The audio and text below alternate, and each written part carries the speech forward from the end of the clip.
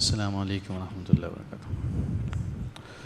نحمدہ ونصلی علی رسول الکریم، اما بعد۔ اعوذ باللہ من الشیطان الرجیم، بسم اللہ الرحمن الرحیم۔ ان اللہ یأمرکم ان تؤدوا الامانات الی اہلہا، صدق اللہ العظیم۔ آج کا جو موضوع ہے وہ ہے کہ عہدے امانت ہے۔ اگر آج ہم ارد گرد اپنے معاشرے میں نظر دوڑائیں تو ہر طرف ایک گہما گہمی نظر آ رہی ہے۔ کوئی اپنی جماعت کے لیے ووٹ مانگ رہا ہے، کوئی دوسری جماعت کے لیے ووٹ مانگ رہا ہے، تیسرا اپنی جماعت کے لیے کمپین چلائے ہوئے، تو سب تقریباً اپنے اپنے فکروں میں لگے ہوئے ہیں کہ کسی طرح ہمارا جو نمائندہ ہے وہ آگے آ جائے، اور پھر وہ نمائندوں کے ذریعے جو جماعت کو آگے لانا چاہتے ہیں، اور پھر ملک پاکستان پھر 5 سال تک کے لیے ہمارے اوپر حکومت کریں گے، اور پھر اس کے نتائج ہم جو بھگت چکے ہیں، جو بھگت رہے ہیں، اور پھر بھگتیں گے۔ تو جو بنیادی چیز ہے جو سمجھنے کی ہے، آج اس کے اوپر تھوڑی سی گفتگو کریں گے احادیث اور قرآن کی آیات کے تناظر میں، کہ عہدے بنیادی طور پر امانت ہیں۔ نبی اللہ تبارک تعالیٰ نے فرمایا، جو آیت میں نے آپ کے سامنے ابھی تلاوت بھی کی، کہ ان تؤدوا الامانات الی اہلہا۔ تو اس جہاں پر مفسرین نے لکھا ہے اس امانت سے مراد عام امانتیں ہیں بھی ہو سکتی ہیں، لیکن دوسرے دیگر مفسرین نے یہ لکھا ہے اس آیت کے ترجمے میں اور اس آیت کی تفسیر کے اندر کہ یہاں پہ امانت سے مراد عہدے ہیں، اور اس کا سیاق سباق بتا رہا ہے۔ یہ آیتوں کا ایک سلسلہ ہے، سورہ نساء کی آیت نمبر 58 اور 59، یہ 2 آیتیں ہیں۔ ایک آیت کا تعلق جو ہے حکمرانوں سے ہے، یا جو لوگ اتھارٹی رکھتے ہیں، جن کے پاس صلاحیت ہے اتھارٹی دینے کی، کسی کو منصب دینے کی، کسی کو عہدہ دینے کی صلاحیت رکھتے ہیں، ایک کا تعلق ان سے ہے، اور دوسری آیت کا تعلق رعایا سے ہے، جو ان عہدوں کی وجہ سے متاثر ہوں گے یا فائدہ اٹھائیں گے، بینیفٹس اٹھائیں گے، یا ان کے نقصانات ہوں گے، جو بھی ہوں گے، اس کا تعلق ہے۔ تو جو پہلی آیت اللہ تبارک تعالیٰ فرماتے ہیں کہ ان اللہ تبارک تعالیٰ یأمرکم، حکم کرتے ہیں، ان تؤدوا الامانات الی اہلہا، کہ جو اس امانت کے اہل ہیں یہ امانت ان کو سپرد کر دو۔ اچھا، اگر یہ امانت جو اس اہل ہیں ان کو سپرد نہیں کی جائے گی، یا جو اس عہدے کے اہل ہیں وہ آگے ہی نہیں آئیں گے، تو پھر کیا ہوگا؟ وہ آگے حدیث میں آپ کے سامنے میں رکھوں گا۔ نبی کریم صلی اللہ علیہ وسلم نے اس کا نقشہ بھی کھینچا ہے کہ پھر کیا ہوگا، کہ یہ جو امانتیں ہیں، یہ عہدے امانت ہیں، یہ امانتیں ان کو دو جو اس کے اہل ہیں، اور اگر یہ امانتیں اس کو نہیں دیں گے جو اہل نہیں ہیں تو کیا ہوگا؟ ایک ہلکی سی مثال ہی اگر دیکھ لیں کہ ایک چھچڑے ہیں، گوشت ہے اور وہ پڑا ہوا ہے، تو ایک بندہ کہتا ہے یار تم نا بلی کو اس کا نگران بنا دو، دوسرا بندہ کہتا ہے نہیں یار کتے کو نگران بنا دو، اچھی اسے حفاظت کرتے ہیں، تیسرا بندہ کہتا ہے شیر کو نگران بنا دو۔ اب آپ بتائیں کہ وہ ساروں کو اگر کسی ایک کو بھی نگران بنایا جائے گا، وہ تو چاہتے ہی ہیں کہ ہم اس کو کھا جائیں، وہ کہاں سے اس کی نگرانی کریں گے، وہ کہاں سے اسے امانت کی حفاظت کریں گے، کیونکہ ان کا لالچ ہی یہی ہے کہ ہم اس کو کھا جائیں۔ اور ایک بلی کہتی ہے مجھے بنا دو، کیوں بنا دو؟ تو اس کے دل میں منشا یہ ہے کہ میں کھا جاؤں گی، میری ضرورت پوری ہو جائے گی، میری ہرس پوری ہو جائے گی، میری چاہت پوری ہو جائے گی۔ اور کتا خود اپنے آپ کو پیش کرے گا مجھے بنا دو۔ اب بنانے والے اگر اس کو بنا دیں گے تو اس چیز کی حفاظت نہیں ہوگی، تباہی ہوگی۔ تو بہرحال اللہ کے فرماتے ہیں کہ جو جس امانت کا اہل ہے وہ اس کے حوالے کر دو، الی اہلہا۔ اب اہل کون ہے وہ بھی انشاءاللہ آگے جا کے تھوڑا ذکر کروں گا کہ اس امانت کا اہل حقیقت میں ہے کون، اور وہ جو بنیادیں اللہ پاک نے بیان کی ہیں اس امانت کے اہل ہونے کی وہ کیا ہیں، اور وہ آج کے دور میں اگر پوری ہو جائیں تو آپ لوگوں کے مسئلے ہی سارے حل ہو جائیں گے انشاءاللہ۔ تو آگے اللہ فرماتے ہیں کہ وَإِذَا حَكَمْتُمْ، اب ظاہر بات ہے جب امانت مل گئی تو اب امانت کا استعمال ہے۔ اب آگے سیکوینس دیکھیں آیت کا، وَإِذَا حَكَمْتُمْ بَيْنَ النَّاسِ، اب ظاہر بات ہے جب امانت ملے گی تو آپ فیصلے کرو گے، اب کسی کو نوکریاں دو گے، کسی کو پیسے دو گے، کسی کو ٹینڈر دو گے، کسی کو اور بہت ساری چیزیں نوازو گے، کسی کے حق میں فیصلے کرو گے۔ تو جب تمہیں امانت مل گئی، تمہیں اتھارٹی مل گئی، جب تمہیں منصب مل گیا، جب تمہیں عہدہ مل گیا اور تم اس کے اہل بھی ہو، تو اہل ہونے کے بعد پھر تم نے کیا کرنا ہے؟ وَإِذَا حَكَمْتُمْ بَيْنَ النَّاسِ أَن تَحْكُمُوا بِالْعَدْلِ، تو تم نے عدل کے ساتھ فیصلے کرنے، مساوات کے ساتھ فیصلے کرنے، انصاف کے ساتھ فیصلے کرنے ہیں۔ اقربا پروری یا اپنی چاہت، مفاد پرستی، نفس پرستی نہیں چلے گی۔ یا تمہیں علم ہی نہیں ہے کہ عدل کرنا کیسے ہے، تو تم اہل ہی نہیں ہو، تمہیں آنے کی اجازت ہی نہیں ہے، تم آئے کیوں ہو؟ اور اگر تم اہل نہیں ہو تو آؤ گے تو کیا ہوگا؟ نبی نے یہ بھی بیان کیا صلی اللہ علیہ وسلم، وہ بھی آگے حدیث میں آپ کو بتا دوں گا کہ نبی صلی اللہ علیہ وسلم فرمایا جو اہل نہیں ہے آ گیا تو پھر کیا ہوگا اس کے ساتھ۔ اور ایک صحابی نے تمنا بھی کی کہ مجھے بنا دیں، آپ نے کہا نہیں، اور پھر کیا فرمایا آگے اس کی ذکر کروں گا انشاءاللہ۔ اللہ فرماتے ہیں ان اللہ نعم ما یعظکم بہ، اللہ تبارک تعالیٰ تمہیں نصیحت کرتے ہیں اس کا، ان اللہ کان سمیعا بصیرا، اللہ سننے والے بھی ہیں بصیر بھی ہیں، تمہاری صداؤں کو بھی سنتے ہیں، تمہارے جو الفاظ نکلتے ہیں، تم جو مانگتے ہو وہ سب سنتے ہیں، اور بصیر ہیں، جو بھی فیصلہ کرتے ہیں اور جو کچھ بھی تمہارے حق میں یا تمہارے خلاف فیصلہ کر رہے ہوتے ہیں وہ سب جانتے ہیں، بصیر ہیں، بصیرت کے ساتھ کرتے ہیں۔ تو اس لیے اگر اللہ سے تم اللہ کی بصیرت مانگو گے، اللہ کی حکمت اور دانائی مانگو گے، اللہ تمہاری رہنمائی کریں گے۔ یہی وجہ ہے کہ ایک حدیث میں آتا ہے کہ جب عہدے تمہیں دیے جائیں تم تمنا نہ کرو، تم لو نہیں، زبردستی تمہیں حوالے کر دیجیے، تم اس کام کو کرنا ہے تم نے، تو جب تمہیں عہدے دیے جائیں گے تو اللہ تمہاری مدد کریں گے۔ لیکن جب تمنا کرنے لگ جاؤ گے، تم ہی امیدوار بن کے بیٹھ جاؤ گے، تم کہو گے نہیں مجھے ملنے چاہیے، اور لوگوں کی منتیں کر لو گے، ترلے کرو گے، ان کے پاؤں پڑ جاؤ گے، یار 2 ووٹ تم مجھے عہدہ دے دو، تو اس صورت میں اللہ کے نبی فرماتے ہیں اللہ مدد نہیں کرے گا اس کو، کیونکہ اس نے خود عہدہ طلب کیا ہے، تو عہدہ طلب کرنے پر اللہ مدد نہیں کرتے۔ اب البتہ ایک صورت میں عہدہ طلب کرنے کی اجازت بھی ہے، اس کا ذکر بھی انشاءاللہ آگے میں احادیث اور قرآن کی صورت میں ذکر کر دوں گا۔ یہ آیت تو ہوگی حکمرانوں کے بارے میں کہ تم امانت ہے تو دو اس کو جو امانت کا اہل ہے، جو اہل نہیں اس کو نہ دینا، نہیں دو، اگر دے دو گے ایسے بندے کو جو امانت کا اہل نہیں ہے تو قیامت برپا ہو جائے گی۔ کیسے؟ دیکھیے گا اگلی آیت میں اللہ فرماتے ہیں یا ایھا الذین آمنوا اطیعوا اللہ واطیعوا الرسول، کہ بھائی دیکھو تم رعایا ہو نا، تو رعایا نے تمہیں 3 طرح کی احکامات تمہیں ملیں گے۔ نمبر 1 اللہ کے حکم تم پہ نافذ کیے جائیں گے، تو تم نے اللہ کے حکم کو ماننا ہے، چاہے اس اللہ کے حکم کے نفاذ کو، تطبیق کو یا تنفیذ کو یا امپلیمنٹیشن کرنے والا جو بندہ ہے وہ چاہے کالا حبشی کیوں نہ ہو، تم نے ماننا ہے۔ اطیعوا اللہ واطیعوا الرسول، اگر وہ اللہ کے رسول کا حکم تم پہ نافذ کر رہا ہے، چاہے اس کے پاس اتھارٹی تھی اب بنا دیا تم نے، لیکن وہ کام اللہ اور اللہ کے رسول کے احکامات کے مطابق کر رہا ہے، تمہیں ماننا پڑے گا، چاہے تمہارا دل اس کی شخصیت کو، اس کی پرسنالٹی کو، اس کے گیٹ اپ کو، اس کے بیک گراؤنڈ کو مانے یا نہ مانے، وہ تمہاری قوم سے ہے یا نہیں ہے، تمہاری نسل سے ہے یا نہیں ہے، تمہاری ذمہ داری ہے کہ اللہ اور اللہ کے رسول کی بات کر رہا ہے نا، تمہیں ماننا پڑے گا۔ تم اپنی قومیت کو بنیاد نہ بناؤ، اس کو تعصب کی بنیاد نہ بناؤ، ان چیزوں کو بنیاد نہ بناؤ، کیونکہ تمہیں کیا ہے یا ایھا الذین آمنوا اطیعوا اللہ واطیعوا الرسول۔ اور پھر آگے کیا فرمایا اولی الامر منکم، یہ جو تمہارے احکام، اولی الامر امر والے، جن کے ہاتھ میں اتھارٹی ہے، جن کے ہاتھ میں پاور ہے، تو وہ پاور کا صحیح استعمال کر رہے ہیں تو تمہیں ان کی بات ماننی چاہیے۔ اگر انہوں نے ٹریفک رولز بنا دیے ہیں کہ تم نے یہاں رکنا ہے تو رکنا ہے، تمہیں ان کی اطاعت کرنی واجب ہے۔ فقہاء نے، مفسرین نے یہ بات لکھی ہے کہ اگر وہ قرآن اور حدیث کی بات کر رہے ہیں تب تو ظاہر بات ہے قرآن کا حرام کا درجہ، کسی چیز کو حرام کہا ہے تو تم سے رکنا بھی تمہارے لیے ضروری ہے، اور اگر قرآن نے کسی چیز کو فرض کہا ہے، سنت نے کسی چیز کو فرض کہا ہے، تمہارے لیے ماننا بھی فرض ہے، چاہے وہ کالا حبشی کے، کوئی ادنا بندہ کے، کوئی غلام کے، کوئی خادم کے، کوئی بھی کہ، اس سے کوئی فرق نہیں پڑتا، اس سپیکر سے کوئی فرق نہیں پڑتا، وہ تمہیں منتقل کر رہا ہے اللہ کا حکم۔ لیکن اگر وہ انتظامی طور پہ کوئی حکم نافذ کرتا ہے، اولی الامر، وہ اتھارٹی رکھنے والا، وہ عہدہ رکھنے والا، وہ منصب رکھنے والا کوئی حکم تم پہ نافذ کرتا ہے اور تمہیں کہتا ہے کہ تم نے یہ کام کرنا ہے، تم نے اسمگلنگ نہیں کرنی، تم نے امپورٹ نہیں کرنی، تم ایکسپورٹ نہیں کرنی، اس کے رولز یہ بنا دیے اور وہ تمہارے فائدے کے لیے، تو تمہیں ماننا واجب ہے، ضروری ہے تمہارے لیے۔ اگر تمہارا اور تمہارے حکمرانوں کا جھگڑا ہو جائے تو پھر کیا کرو گے؟ اب حکمران کہہ رہے ہیں یہ ایسا کرنا ہے اور تم کہتے ہو نہیں ایسا کرنا ہے، تو اگر یہ ایسا ہی جھگڑا ہو جائے تو پھر کیا کرنا ہے تم نے؟ فَإِن تَنَازَعْتُمْ فِي شَيْءٍ فَرُدُّوهُ إِلَى اللَّهِ وَرَسُولِهِ، ارے تم اس فیصلے کے لیے اللہ اور اللہ کے رسول کے احکامات کو درمیان میں لے آؤ، تمہیں فیصلہ نتیجہ مل جائے گا۔ اگر حکمران اللہ کے رسول کی اطاعت نہیں کر رہے، لا طاعۃ لمخلوق فی معصیۃ الخالق، کہ تم ان کی اطاعت نہیں کرنا، ان کے خلاف تم بغاوت بھی کر سکتے ہو، ان کے خلاف کھڑے بھی ہو سکتے اگر نقصان کم ہو، اگر نقصان کے زیادہ کا اندیشہ ہے تو بغاوت کی اجازت بھی نہیں ہے، لیکن ان کی بات نہیں ماننی تم نے اگر اللہ اور اللہ کے رسول کی نافرمانی میں ہو رہی۔ وہ زنا کے اڈے قائم کر رہے ہیں، وہ فحاشی کے اڈے قائم کر رہے ہیں، وہ تو اس طرف، اور وہ اگر سود کی پروڈکٹ کو پروموٹ کر رہے ہیں، وہ سود کی بیس پر کوئی پروڈکٹ ڈیزائن کر رہے ہیں، کوئی وہ امداد کر رہے ہیں سود کی بنیاد پر، اس کی اجازت اسلام نہیں دیتا، تمہیں اس کو پروموٹ نہیں کرنا چاہیے، تمہیں اس کو ایکسیپٹ نہیں کرنا چاہیے، تم اس کو ریجیکٹ کر دینا چاہیے۔ ہماری عوام تو لائن پہ کھڑی ہو جاتی ہے، آنے دو جس طرح بھی آ رہا ہے، حلال ہے حرام ہے، آ تو رہا ہے نا، آنے دو، کسی طرح تو آ رہا ہے، دیتے ہی نہیں ہیں، دے تو رہے ہیں کسی طرح سے نا، آنے دو کسی طرح سے آنے دو۔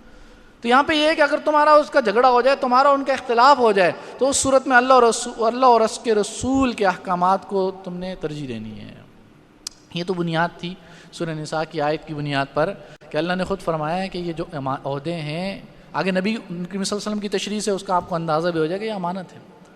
اور یہ امانتیں انہی کو دو جو اس کے اہل ہیں، جو اہل نہیں ہیں ان کو امانت دینا جائز نہیں ہے، حرام ہے، ناجائز ہے۔ اور اگر دو گے امانت ان لوگوں کو جو اس کے اہل نہیں ہیں، تو پھر کیا ہوگا؟ صحیح بخاری کی حدیث ہے، نبی کریم صلی اللہ علیہ وسلم کا فرمان ہے، ابی ہریرہ رضی اللہ تعالیٰ عنہ قال بینما النبی صلی اللہ علیہ وسلم فی مجلس یحدث القوم، ایک مجلس کے اندر نبی کریم صلی اللہ علیہ وسلم تھے، اپنی صحابہ سے بات کر رہے تھے، کوئی نصیحت کر رہے ہوں گے، کوئی بات کر رہے ہوں گے، کوئی تقریر کر رہے ہوں گے، ان کو کوئی اس وقت کوئی آیت اتری یا حدیث کو سمجھا رہے ہوں گے. تو اس وقت ایک بندہ آیا، جاء اعرابی فقال متی الساعة، ایک دیہاتی آیا. اب دیہاتی اپنے اسٹائل سے سوال کرتے تھے. شہر کے رہنے والے لوگوں میں ادب آداب ہوتے ہیں، دیہات سے آنے والے لوگوں میں ادب آداب نہیں ہوتا، یہ حال ان کا بھی تھا. ایک دیہاتی آیا کہا، اس نے یہ نہیں دیکھا کہ آپ سے بات کر رہے ہیں کہ میں بات نہ کروں، میں ٹوکوں نہ، متی الساعة، قیامت کب آئے گی؟ آتے ہی سوال داغ دیا. تو نبی کریم صلی اللہ علیہ وسلم نے اس کو اگنور کیا اور اپنی بات کو جاری رکھا. جب آپ صلی اللہ علیہ وسلم اپنی بات کو مکمل کر چکے تو پھر نبی کریم صلی اللہ علیہ وسلم نے پوچھا کہ وہ سوال کرنے والا کہاں ہے؟ این السائل؟ تو اس نے کہا میں ہوں حضرت. اس نے کہا تو آپ صلی اللہ علیہ وسلم پوچھا اس سے، کہا یا رسول اللہ، قال، تو آپ صلی اللہ علیہ وسلم نے پھر ارشاد فرمایا فَإِذَا ضِيَّتِ الْأَمَانَ فَانْتَظِرِ السَّاعَةَ، جب امانتیں ضائع ہونے لگیں گی تو تم قیامت کا انتظار کرو. اب وہ بندہ پریشان ہو گیا کہ امانتیں ضائع ہوں گی، کیا مطلب ہے اس کا؟ تو اس نے سوال کر دیا آگے، کیف اضاعتها، امانتیں کیسے ضائع ہوں گی؟ یعنی امانتیں ضائع ہونے کی بھی کوئی علامت بتا دیں. نبی کریم صلی اللہ علیہ وسلم سے اس اعرابی نے سوال پوچھا. اس اعرابی نے پھر دوبارہ سے سوال کیا کہ مجھے یہ سمجھ آ گئی چلیں امانتیں ضائع ہوں گی تو قیامت کھڑی ہو جائے گی. تو کب کیسے امانتیں ضائع ہوں گی؟ کیفیت کیا ہوگی؟ تو آپ صلی اللہ علیہ وسلم نے جو بات فرمائی نا، وہ اصل میں آج کے دور میں سمجھنے کی ضرورت ہے. آپ صلی اللہ علیہ وسلم نے فرمایا اذا وصد الامر الى غیر اہلہ فانتظر الساعة، جب عہدے، جب امور، جب اتھارٹیز ان لوگوں کو، اختیارات ان لوگوں کو دیے جائیں گے جو اس کے اہل نہیں ہیں، قیامت کا انتظار کرو.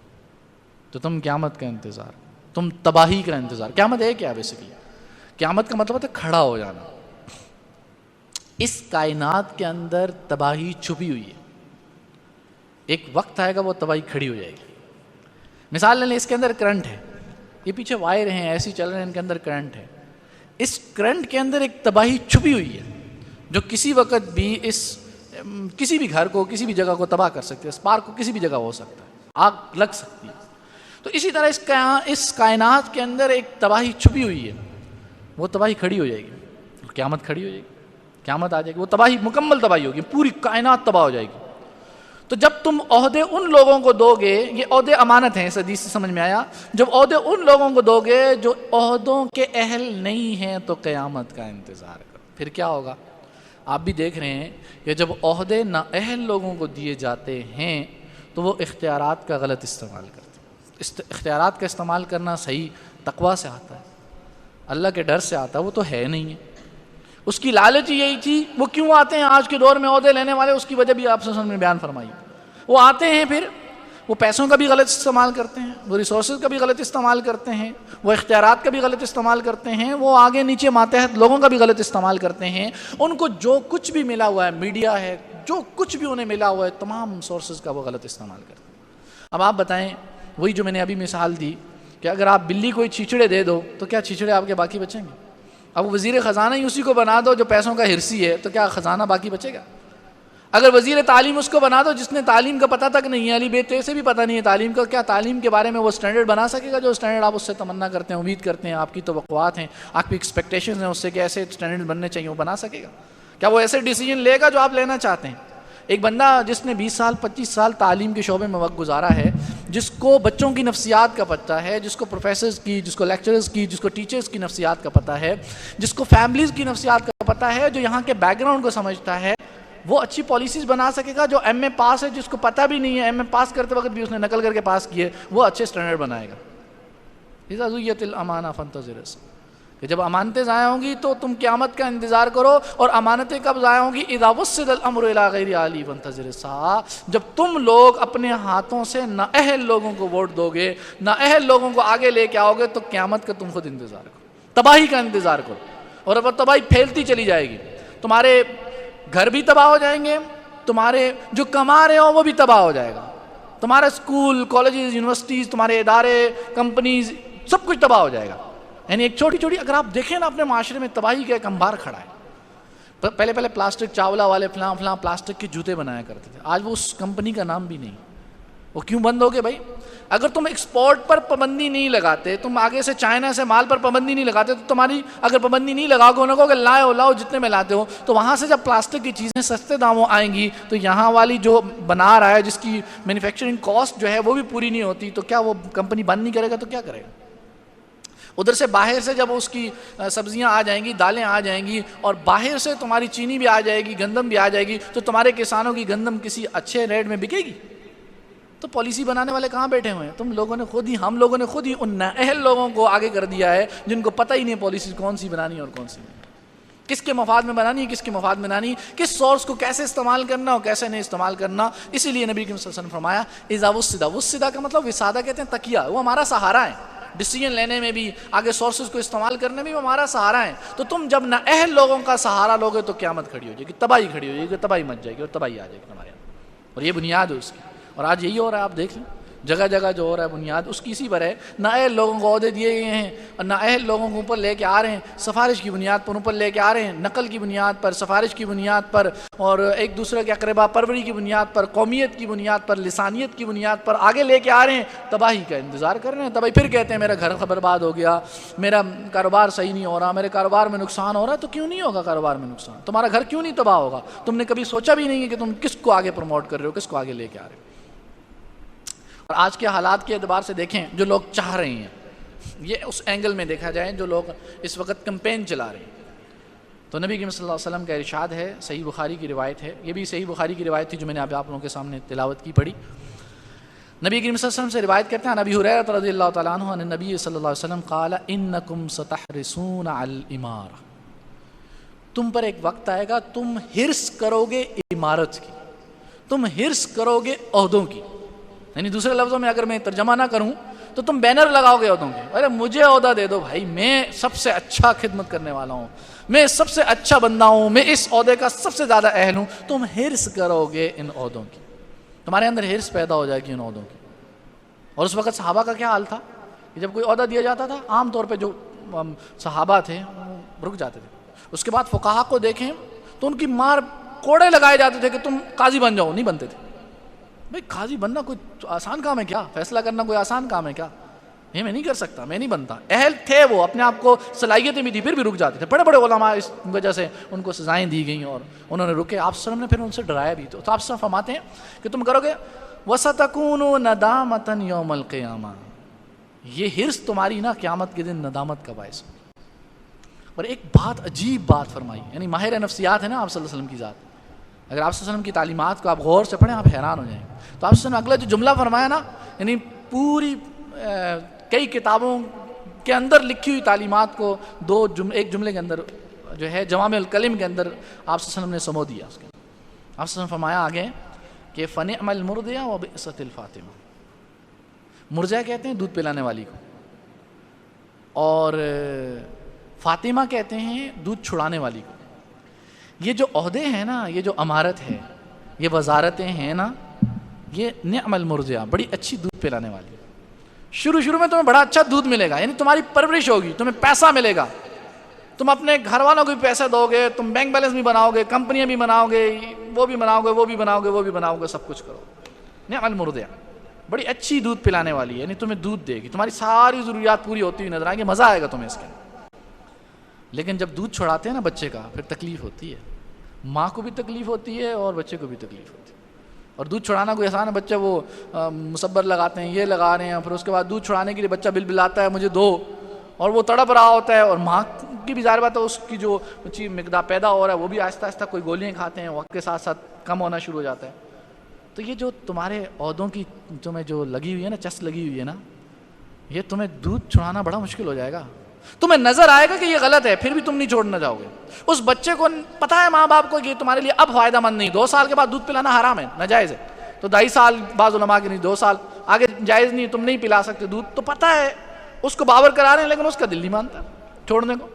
تو قیامت کے دن یہی ہوگا، جب اللہ پاک اس دودھ کو چھوڑا دیں گے نا، ذلیل کریں گے نا، خار کریں گے نا، تو پھر تمہارے لت لگ گئی، تمہیں چھوڑنے کو دل ہی نہیں کرے گا۔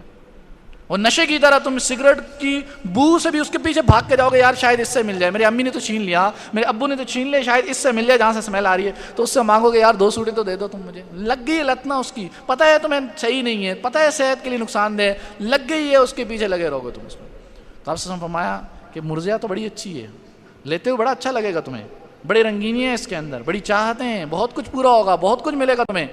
لیکن بعثت الفاطمہ جب یہ تم سے چھوٹنے لگے گی نا تمہیں تکلیف ہوگی بہت زیادہ، اور قیامت کے دن تکلیف تو سب سے زیادہ ہوگی، بہت زیادہ تکلیف۔ ایک حدیث کے اندر نبی صلی اللہ علیہ وسلم نے فرمایا، یہ صحیح مسلم کی روایت ہے، آپ نے فرمایا ان ابی ذر قال قلت یا رسول اللہ۔ اب دیکھیں ہم قربان جائیں اپنے صحابہ پر کہ انہوں نے سوال کر کر کے ہمارے لیے زندگی آسان کر دی۔ اب وہ کون سے ابو ذر تو زاہد قسم کے بندے تھے، انہوں نے کون سی امارت لے لینی تھی، کون سی عہدے اور منصب لے لینے تھے، ان کی پوری بیک گراؤنڈ کو دیکھیں تو وہ سوال کو دیکھیں، اور آگے ان کی زندگی کو دیکھیں تو سوال کو دیکھیں، کہتے ہیں کہ یا رسول اللہ الا تستعملنی، اے اللہ کے نبی مجھے کوئی وزارت نہیں دے دیتے، کوئی مجھے بھی دے دینا، وزارت تعلیم دے دیں، یہ دے دیں وہ دے دیں، مجھے عامل نہیں بناتے ہیں، عامل کہتے ہیں عربی میں اس کو، وزارت جس کو دی جاتی ہے، یعنی مجھے کوئی گورنر نہیں بنا دیتے آپ، مجھے بھی بنا دیں گورنر۔ تو آپ صلی اللہ علیہ وسلم نے سوال، صحابی نے جو آپ صلی اللہ علیہ وسلم جواب کیا دیا، قال فضرب بیدی علی منکبی، آپ صلی اللہ علیہ وسلم نے میرے کندھے پہ ایسے ہاتھ مارا، اور ہاتھ میں ثم قال، پھر فرمایا یا ابا ذر انک ضعیف، کندھے پہ ہاتھ مارا ہے، یہ کندھے تمہارے اتنے مضبوط نہیں ہیں کہ اس بوجھ کو برداشت کریں، کمزور ہو آپ،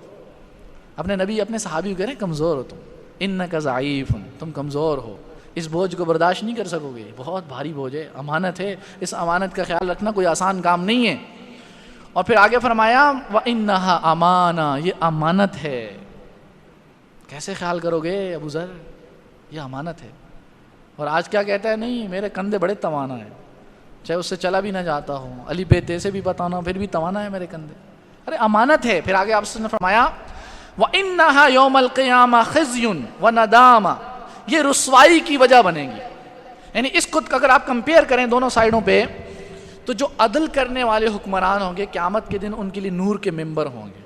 سب لوگ ان ممبروں پہ بیٹھے ہوئے دیکھیں گے کون لوگ ہیں یہ عدل کرنے والے، اور وہی حکمران جو عدل کرنے والے ہیں وہ عرش کے سائے کے نیچے 7 لوگ ہوں گے، ان 7 میں سے ایک وہ بھی ہوگا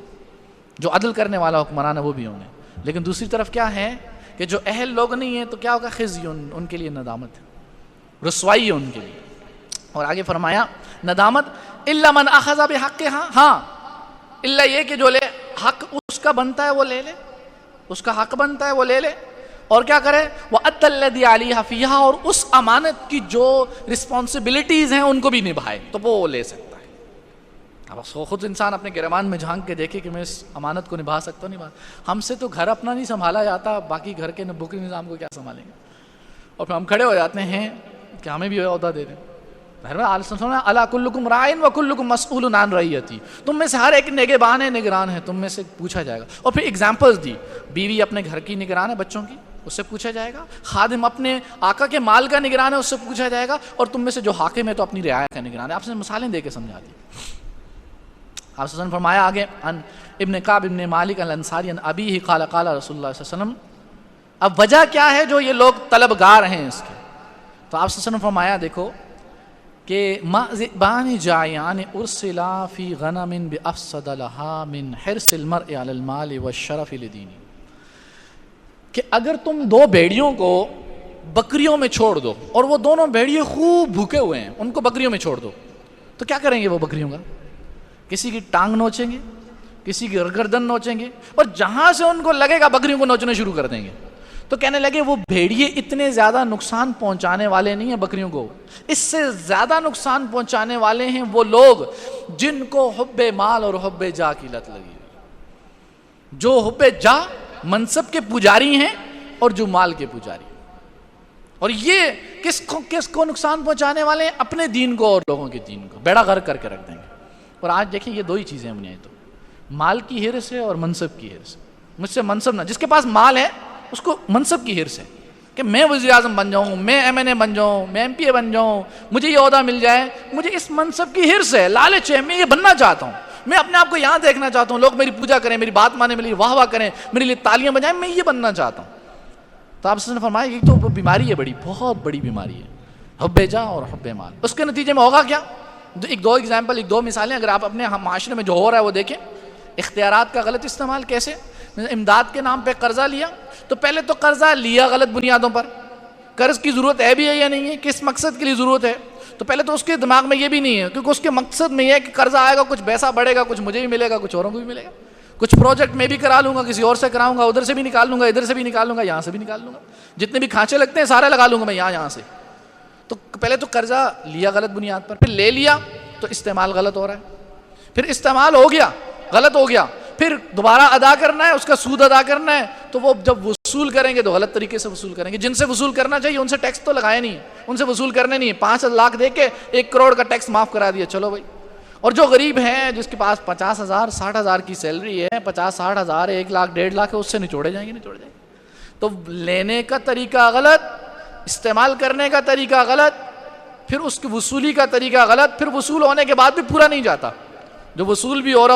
اس کو اندر سے بھی پھر طرح طرح کی خیانتیں ہیں۔ کیوں ہیں؟ کہ حب جاہ جو ہے، حب مال جو ہے، اس مال کی محبت ہے، اور نبی تو فرماتے ہیں تائس عبد الدینار و عبد الدرہم، برباد ہو گیا یہ پیسوں کا پجاری، یہ پیسوں کی پوجا کرنے والا برباد ہو جاتا ہے، نہ اس کی دنیا بنتی نہ آخرت بنتی ہے، نہ یہاں سکون ملتا ہے نہ آخرت میں سکون ملتا ہے، اس کی بنیاد پر۔ اچھا، پھر اسی طرح جو وسائل اس کو ملے ہیں ملکی طور پر، اس کا غلط استعمال کرے گا ان وسائل کا۔ آپ نے فرمایا سمعت رسول اللہ صلی اللہ علیہ وسلم یقول من استعملناہ منکم علی عمل، ہم اگر کسی کو نگران بناتے ہیں، گورنر بناتے ہیں، فکتمنا مخیطا، اگر اس نے سوئی چھپوئی، ایک سوئی چھپا لی، ایک سوئی کی خیانت کر لی، صرف سوئی کی بات ہو رہی، اتنی سی سوئی ہے، کس کی ویلیو کوئی نہیں ہے، 1 روپے کی ہوگی، 2 روپے کی، 5 روپے کی، فما فوقہ کان غلولا یاتی، یہ خیانت ہے مال غنیمت کی طرح والی خیانت، اور قیامت کے دن یہ لے کے آئے گا، اس سے پوچھا جائے گا۔ اور یہ خیانت عام خیانت کی جیسی خیانت نہیں ہے، عام خیانت میں تو بندے سے معافی مانگو تو کام چل جائے گا، 18 22 23 کروڑ عوام سے کون معافی مانگے گا؟ کیسے معافی مانگو گے؟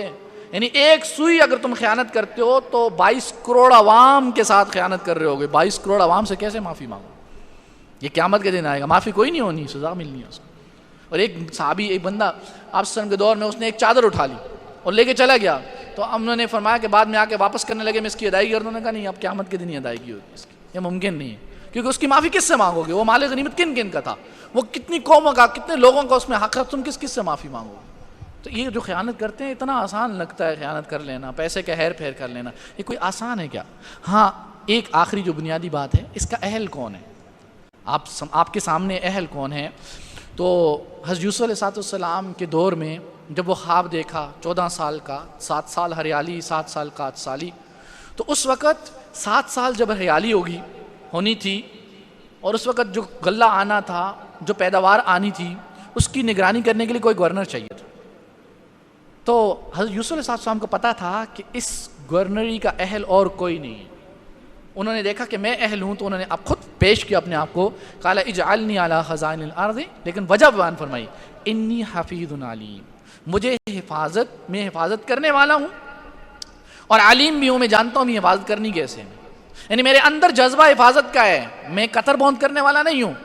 اور وہی ہوا، دیکھیں آج اگر پروجیکٹ دیں اپنے بچوں کو یا خود ورکنگ کریں، تو 14 سال کا پروجیکٹ تھا، وہ 7 سال اس کو سیو کرنا تھا اور 7 سال آگے جا کے اس کو استعمال کرنا تھا، 14 سال کا پروجیکٹ تھا، اور آپ 5 سال حکومت نہیں چلتی، وہ 14 سال پورا پروجیکٹ چلا کے دیا انہوں نے، اور بیسٹ چلا کے دیا انہوں نے۔ تو اگر کسی کے اندر امانت ہے، امانت کا جذبہ ہے اور علم رکھتا ہے، وہ اہل ہے اس عہدے کا۔ جس کے پاس امانت نہیں ہے وہ خائن ہے، وہ اہل نہیں ہے۔ اور جو خائن نہیں ہے لیکن عالم بھی ہے، مفتی بھی ہے، لیکن علم ہی نہیں ہے اس کو سیاست کا، علم ہی نہیں ہے اس کو عہدے کا، اس کو علم ہی نہیں ہے اس چیز کو استعمال کرنے کا، وہ بھی اہل نہیں ہے اس کا۔ تو اہلیت کے لیے 2 بنیادی شرطیں۔ تیسری بنیادی شرط اگر دیکھیں تو موسیٰ علیہ السلام کے واقعے میں نظر آتی ہے قوت، طاقت، پاور،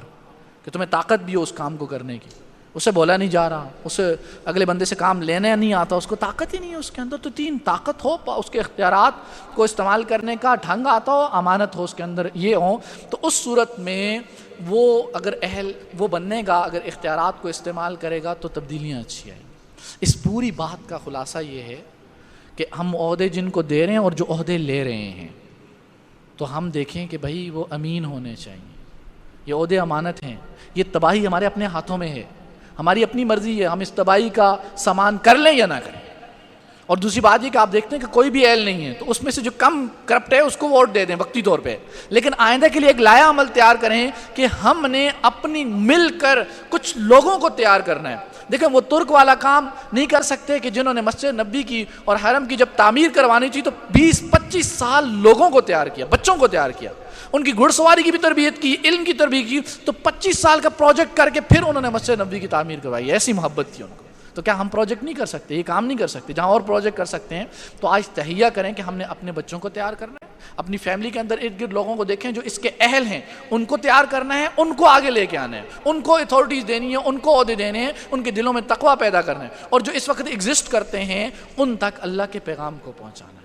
اور ان کی اصلاح کی فکر کرنی ہے، ان کے لیے دعا کرنی ہے، اور اچھے لوگوں کو آگے لانے کی کوشش کرنی ہے۔ سبحان ربک رب العزت عما یصفون وسلام علی المرسلین والحمد للہ رب العالمین۔ جزاکم